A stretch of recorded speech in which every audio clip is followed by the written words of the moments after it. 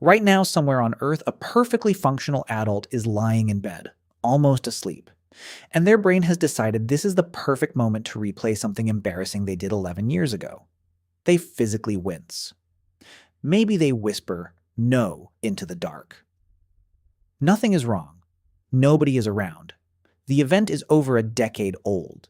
And yet their body is reacting as if it's happening again, right now. Your brain has quietly deleted thousands of genuinely useful things. Names, passwords, whole vacations. But that one dumb thing you said in 2014, that it kept in 4K remastered, ready to play at 2 a.m. So here's the question almost nobody stops to ask. Why do we cringe at our own past selves? Not at things that happened to us, at things we did. The outfit we chose, the text we sent, the heartfelt thing we meant with our whole chest. Why does your own memory ambush you? And why does it sting so specifically? And actually, that's not even the strange part. The strange part is who you're cringing at, because that person was you. Same name, same memories, same face. So why does past you feel less like you and more like a slightly embarrassing stranger you're forced to share an identity with? That's the real question. And the answer is stranger than you were just awkward back then. To explain it, your brain pulls off something genuinely odd. It takes a harmless old memory and treats it like a physical threat. Figuring out why it does that tells you something surprising. That cringing at your past self might be one of the healthiest things your mind does. Start with why the memory is even still there. Your brain doesn't save everything equally. It has a built-in highlighter, a small almond-shaped region called the amygdala, and its job is to flag anything emotionally intense as important. Keep this forever. For most of human history, that was about survival. Remember the predator, remember the cliff edge, remember the social mistake. The trouble is, your amygdala is not picky. It can't tell the difference between a lion is chasing me and I called my teacher mom in front of the whole class. Both get the same red flag, so the memory gets filed somewhere you can't lose it.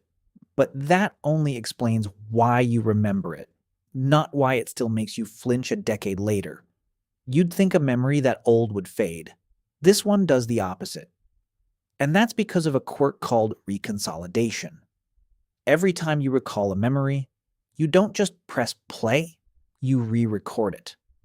And emotional memories you revisit again and again actually get strengthened, sometimes exaggerated, with each replay, which means every time you've cringed at that moment, you were quietly rehearsing it, sharpening the exact thing you were trying to forget. But plenty of vivid memories don't make you cringe. So why this one? Here's where most people get it wrong. You assume you cringe because past you was embarrassing, but really you cringe because past you was different, and your brain refuses to believe that was ever going to happen. Psychologists call this the end of history illusion. In a study of over 19,000 people, researchers found that at every age, people admitted they'd changed enormously over the last 10 years, but were convinced they'd barely change at all in the next 10.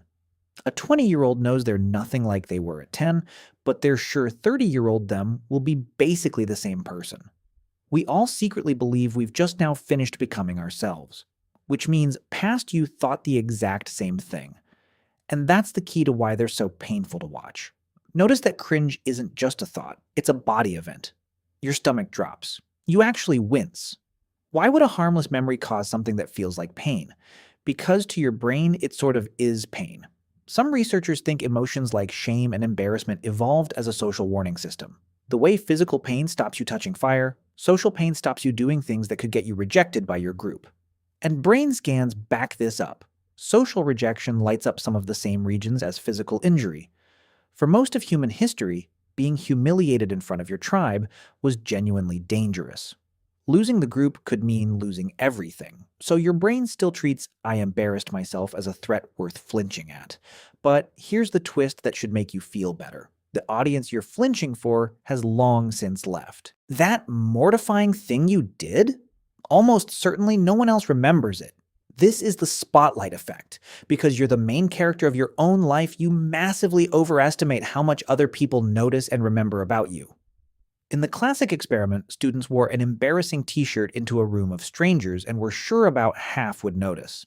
The real number was around a quarter, and most of those forgot within minutes. Everyone you've ever been embarrassed in front of was busy starring in their own movie, replaying their own 2 a.m. memories. You're the only one still sitting in the theater watching your reel on a loop. So picture it. It's 2 a.m.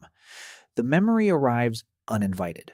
Your amygdala flagged it as a threat years ago. You've sharpened it every time you've replayed it. It stings because your brain still thinks rejection could kill you. And it feels like watching a stranger because, in every way that matters, the person who did it no longer exists. You're wincing at a ghost in an empty theater over a crime nobody else even witnessed. Put it all together and something flips. The cringe is loud because your brain overflagged it. It's sharp because you rehearsed it. It hurts because your mind still runs ancient survival software. And it feels foreign because you genuinely outgrew the person who earned it. But look at what that last part means. You can only cringe at past you if present you has higher standards. The wince isn't evidence you're embarrassing. It's evidence you grew. Every cringe is your current self quietly saying, I would never do that now. Which is just personal growth wearing an extremely uncomfortable costume. The people who never cringe at their past selves usually aren't more confident. They just haven't changed. So the next time your brain ambushes you in the dark with something from a decade ago, you can almost thank it. It's not showing you how far you've fallen. It's showing you the exact distance you've traveled. Your past self wasn't an idiot. They were just an earlier draft. And somewhere on Earth right now, a perfectly functional adult is lying in bed, wincing at who they used to be, never realizing they're feeling the one thing that proves they're no longer that person at all.